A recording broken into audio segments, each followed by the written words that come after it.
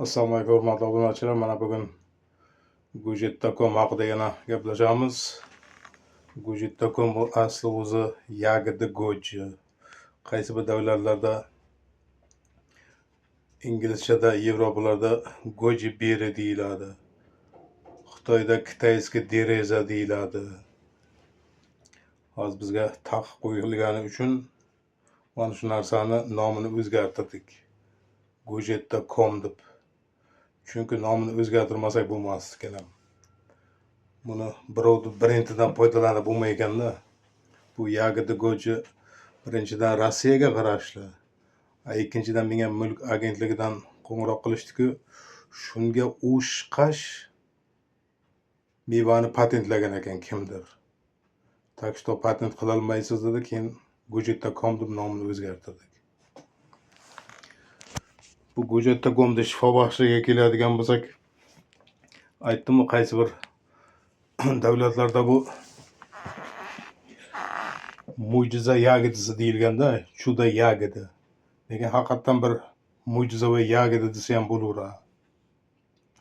Buni shifobaxshligiga keladigan bo'lsak, bu deyarli hamma kasalga to'g'ri keladi. Faqat mumkin emas degan joyi bor. Kategoriyasiga mumkin emas deyilgan, mana qizil narsaga allergiyasi bor insonlarga iste'mol qilish umuman mumkin emas. Endi u qizil narsaga allergiyasi bor insonlarga nafaqat bu Gujit.com. Даже mana qizil narsa mumkin emas-da ularga. Qizil narsa yedimi badaniga toshma toshadi. Xot pomidor bo'lsin, xot tarvuz bo'lsin, nimaiki yesa. Endi unaqa kasallik 10 mingtadan bittada uchraydimi? Mana yosh bolalarga ham 3 yoshdan pastiga mumkin emas deyilgan. Mana emizikli ayolga ham mumkin emas deyilgan. Homiladorga ham mumkin emas deyilgan. Lekin doktorda ko'rsatmasi bilan, doktorga uni tushunadigan doktorda o'zi yo'q hozir bizda. O'sha uchun iste'mol qilsa bo'ladi. Homilador uchun ham kerakli narsasi bor, lekin ziyon qiladigan joyi ham bor. Mana B3, B9 vitaminlari homilador uchun juda bir kerakli vitamin. Buni tarkibida B6si ham bor-da. O'sha B6 mumkin emas homilador ayolga. O'sha uchun homilador ayolga mumkin emas deyilgan. Mana homilagacha yeyilsa juda bir yaxshi foydasi bor homilagacha. Keyin yana mumkin emas kimga? Qizil narsasi bor insonlarga mumkin emas, allergiyasi bor insonlarga. Keyin mana qonni suyultiruvchi dorilar bilan qo'shib iste'mol qilish mumkin emas, chunki o'zi qonni yaxshi suyultiradi-da. Uni 2 marta xarajat qilib nima qilasiz? Ham dorini ichib, ham buni ichib. Keyin mana temperatura qilib turganda mumkin emas. Kechga iste'mol qilsa uyquni qochiradi degan, kamroq dozada iste'mol qilsa bo'ladi. Chunki odam sal tetiklashtiradi-da. Mana bu aytilgan B9 vitaminlar, B12lar odamni tetiklashtiradi. B6 ispokoyt qiladi odamni. O'sha uchun kechga iloji boricha iste'mol qilgan taqdirda ham kam iste'mol qilish kerak. Avvalo iste'mol qilmaslik kerak. Shu kuniga ertalab obedga iste'mol qilingani o'zi normal bo'ladi. Masalan, ertalab 15 gram, obedga 15 gram ovqatdan ildiy, ovqatdan shu bir 10-15 minutda ildiy qaynagan suvga dimlab iste'mol qilsa bo'ladi deyilgan. Buni o'zini yeb orqasidan iliqroq suv ichib yuborsa ham bo'laveradi. Lekin mana dimlab qo'yib, issiq mevasini ichib, suvini ichib, mevasini yeb yuborgani shifobaxshlik yaxshi yegan. Yaqday holda iste'mol qilmaslik kerak. Masalan, hozir Gujit.com mevalarni asosan yoshi ulug' otaxon, onaxonlar iste'mol qilyapti-da. O'zi yosh ketavergandan keyin yaqday suvni o'zi yaxshi qilmaydi-da. Yaxshilikqa etmaydi. Shuning uchun tanadan baland bo'lgan issiqlikdagi suvda iste'mol qilinishi kerak. Uni barigidan ham Gujit.com daraxtini bariklaridan ham foydalansa bo'ladi. Bariklari ham juda bir shifobaxsh. Buni qaynagan suvga choyda yoqib kun bo'yi ichaversa ham bo'laveradi. Endi mevasi kuchli emas, ular sal mevasidan silabroq, lekin yaxshi effekt beradi u ham. doimiy iste'mol qilaversa bo'ladi. Faqat me'yoridan ko'p iste'mol qilib qo'ymaslik kerak. Mana kunlik normasi 15 grammdan 50 grammgacha deyilgan. Kimlar qaysidir kasallarga 50 gramm ham iste'mol qilsa bo'ladi-da. Undan oshib ketgani ziyoni bor. Davlni ko'taradi degan, ko'ngil ayniydi, ishni suraveradi, yurak tez urib qolishi mumkin deyilgan. Lekin boshqa nojo'ya ta'siri yo'q mana. Ayrimlar qo'ng'iroq qilishyapti, men oshqozonim boshqacha buzildi deb. Yo'q, buni hech bir oshqozon buzaydigan xususiyatlari yo'q. Balkim oshqozoni, qaysi kim bittasi qo'ng'iroq qilib, buyragim og'ridi, purishib ber. Yo'q, buyrakka ham purishib bermaydi.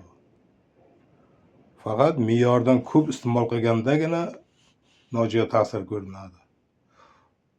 Buni shu kam bo'lsa ham doimiy iste'mol qilib yurish kerak, doimiy. Kasallarga keladigan bo'lsak, deyarli barcha kasalliklarga to'g'ri keladi. Qaysi bir kasal yo'qki, qon bilan taalluqlanadi. Hamma kasallik qon bilan bog'liq. O'sha uchun qoningiz yaxshi normada suyulib, qoningiz toza bo'ldimi, hazm yaxshi bo'ldimi, hamma kasallikni o'tsa bo'ladi. Faqat yaxshi niyat qilish kerak, yaxshi kayfiyatni yaxshi qilish kerak. Xursandchilik bilan davolanib yuraversangiz, har qanday kasallik so'rilib ketadi. Bu surunkali kasalliklar bu insonga xos kasalliklar emas-da. Masalan, saqir, davleniya, yurak yetishmovchiligi, insonni o'zini ichidagi organlar kuchli vrachga ega bo'ladi. Har qanday dardni yengib o'tishingizga yo'l beradi. Faqat unga mushayt qilmaslik kerak.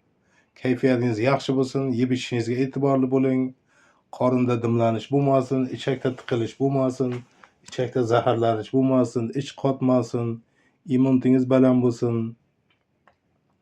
modda almashinuvi yaxshi bo'lsin. Hamma kasallikni o'tsa bo'ladi. Mana shu yuqorida aytilgan immunitet ko'taruvchilar bari bu budjetda mevasida mavjud. Immunitet ko'taryapti, qonni suyultiryapti, qon tozalayapti, qon aylanishi, modda almashuvi, ichaklar tozalayapti, qabziyatni oldini olyapti, hazmni yaxshilayapti, o't qopidagi dimlanishlarni olyapti, o't qopidagi buyrakdagi toshlargacha parchalab tushiryapti, jigarni yog'lardan, toksinlardan tozalab beryapti. Mana ko'zni nuriga keladigan bo'lsa, tarkibida bir zeoksidan degan moddalar bor. Ko'zni nurini kuchaytiradigan. Melanin degan moddalar bor, bu teriga rang beradigan. Faqat doimiy bir me'yorda iste'mol qilish kerak. Bir me'yorda iste'mol qilish uchun uyda обязательно ko'chati bo'lishi kerak. Chunki doimiy sotib olib iste'mol qilishga qimmatlik qiladi. Mana ko'chatni rivojlantirish uchun bir 2 yilgacha deyapman, qo'ng'iroq qilib, doim maslahat olib turingizlar. Qolgan boshqa kasalliklar hammasini yengib o'tadi. Yengib o'tsa bo'ladi ham, imkoni ham bor. Xudoga katta pulda aptekalarga xarajat qilmasdan yaxshi kayfiyatda o'sha daraxtlarni rivojlantirib, o'shandan iste'mol qilib yuraveringizlar. Menda hozirda bir nechta kasalliklar bo'yicha iste'mol qilinyapti-da. Endi to'g'ri hammasini ham sinab ko'ra olmayapman, ya hammasi ham qo'ng'iroq aytib turgani yo'q. Shu qo'ng'iroq turganlar hammasi yaxshi deyapti.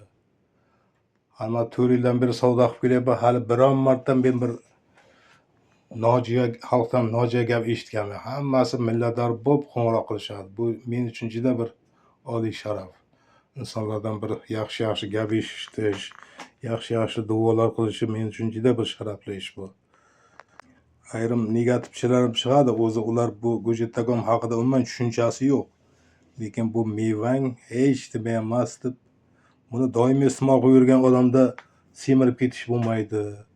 Kimning odamni yoshartiruvchi, umrni uzaytiruvchi xususiyatlari bor. Umrni uzaytirish xususiyatlarida bir ikkita video chiqaruvdim, boshim balo qoldi ulardan. Shu mevani ham Allohimiz yaratib qo'yibdi, shu xalqim, elim iste'mol qilsin deb. Mening o'zim yaratganim yo'q, Xudo yaratgan, o'shani xalqqa taqdim etyapmiz. Organizmi toza bo'lgandan keyin, ichaklar, qon yaxshi bo'lgandan keyin odamzod uzoq umr ko'radi-da. O'sha uchun uzoq umr, sog' salomat yashangizlar. Oila, nevaralarga bosh bo'lib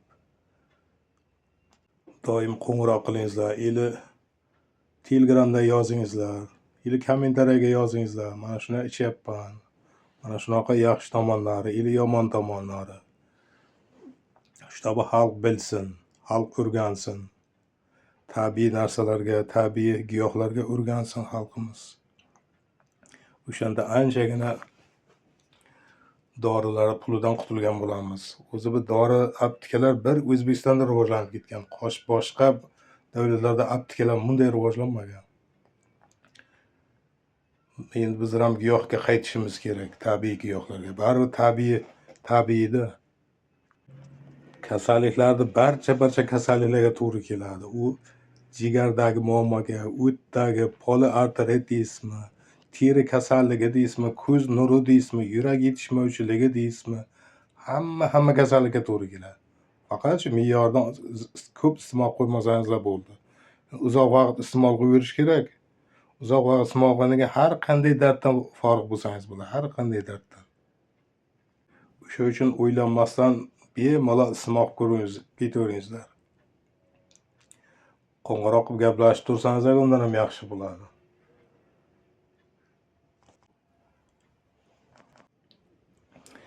Mayli, e'tiborlaringiz uchun rahmat. Doim sog' bo'lingizlar, kasal bo'lmangizlar. Mana ovqatlanish madaniyatiga ham sal e'tiborli bo'lingizlar. Qorin to'yib ketishdan oldin ovqat to'xtatingizlar. Kechki ovqatni sal baroqroq yeb olingizlar, qarong'i tushishdan oldinroq. Chunki kechki yegan ovqat hazm bo'lmaydi-da. Mana kunduzi baroqroq yeb olsangizlar, hazm baroqroqgina bo'ladi, keyin jigar ishlaydi. Jigar qonni obrobotka qiladi kechasi bilan, qonni suyultirishga. Bu jigarlarda ham jigarda ishi qolmay qoladi-da, ulgurolmay qoladi jigarlar.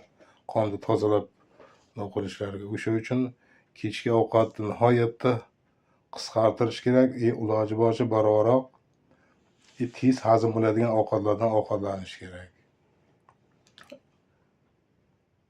Mayli, e'tiborlaringiz uchun rahmat. Sog' bo'lingizlar, kasal bo'lmangizlar. Tushunmovchilar bizga qo'ng'iroq qilib maslahatlashib turingizlar. Mayli, ishlaringizga muvaffaqiyat hammalaringizga.